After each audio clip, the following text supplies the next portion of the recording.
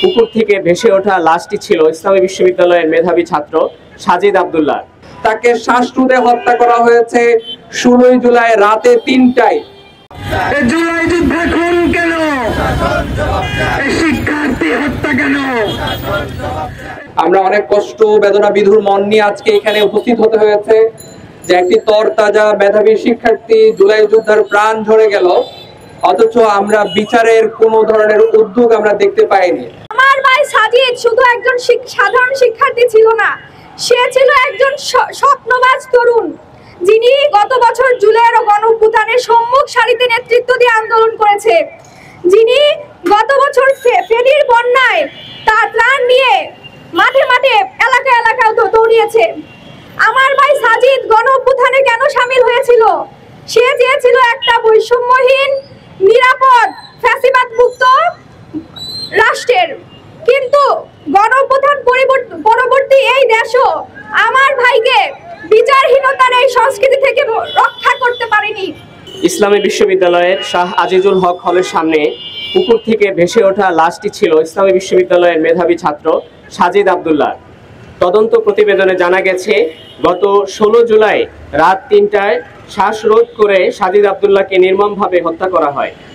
লাশ পাওয়া যায় 17 জুলাই বিকাল 6টায়। অথচ লাশ পাওয়ার পর ইসলামী বিশ্ববিদ্যালয় প্রশাসনের নীরব ভূমিকা এবং সাজিদ আব্দুল্লাহর গলা ও কপালে আঘাতের চিহ্ন থাকা সত্ত্বেও ঘটনাটি দুর্ঘটনা হিসেবে চালিয়ে দেওয়ার অপচেষ্টা আমাদেরকে ক্ষুব্ধ করেছে। ইসলামী বিশ্ববিদ্যালয়ে যারা অধ্যয়নরত আছেন তাদের কাছ থেকে জানতে পেরেছি তাকে শ্বাসরোধে হত্যা করা হয়েছে 16 জুলাই রাতে 3টায়। সারাদিন তার কোনো খোঁজ খবর নাই, রাতেও তার কোনো হদিস নাই, এবং সর্বশেষ 17 তারিখ বিকাল 6টায় পুকুরে ভাসমান অবস্থায় তার লাশ পাওয়া গেছে। লাশ পাওয়া যাওয়ার পরে তার কপালে দাগ ছিল আঘাতের, তার গলার মধ্যে আঘাতের দাগ ছিল। এগুলো প্রশাসনকে জানানোর পরও প্রশাসন এড়িয়ে যাওয়ার চেষ্টা করেছে যে সে সাঁতার কাটতে না পেরে সে পুকুরে ডুবে নিহত হয়েছে। এরকম একটি দুর্ঘটনা বলে দায় সারিয়ে যাওয়ার মতো করে একটি হত্যাকাণ্ড বলে তারা প্রশাসন চালিয়ে দেওয়ার চেষ্টা করেছে। আমাদের সাজিদ আব্দুল্লাহ ভাইয়ের হত্যাকাণ্ডের যে দায়, সেটা বিশ্ববিদ্যালয় প্রশাসন কখনো এড়াতে পারবে না।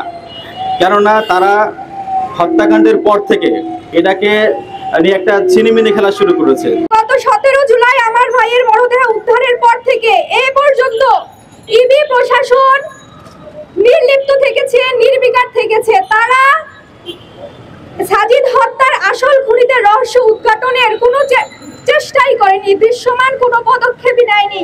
আজকে বুকটা ছিঁড়ে যাচ্ছে, আজকে সেই বুকটা দেখাতে পারছি না যে কি কষ্ট হচ্ছে ভিতরে।